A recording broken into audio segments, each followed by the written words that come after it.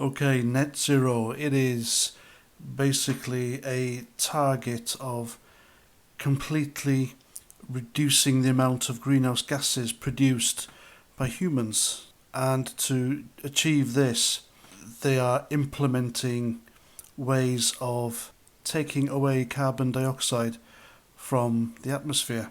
Now, that's the way I understand it. I am suspicious of it, but it is a goal we should achieve. However, I don't agree with government's methods of achieving it. For example, Sadiq Khan's ULEZ and 20 mile an hour zone. It's all to achieve net zero eventually or sooner rather than later. But of course, as I've told you in a previous video, that's a scam. And most Western countries have said that global net emissions of carbon dioxide will need to fall to net zero by, I think it's 2050.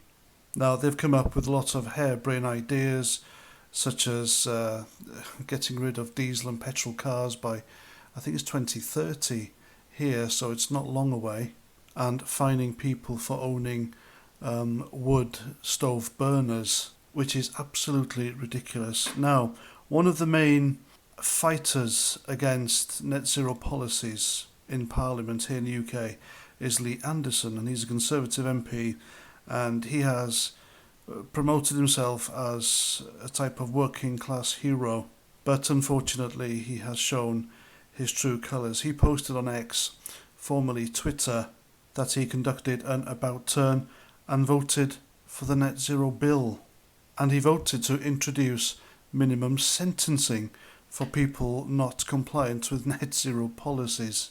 And the coward even turned off the replies to this post because he knows what people think of it, because they know, people who support it and MPs who voted for it, that net zero cannot happen if they can't control you, how you travel, what you eat, how you heat your homes, basically how you live your life. They want to micromanage our lives in order to have a cleaner atmosphere.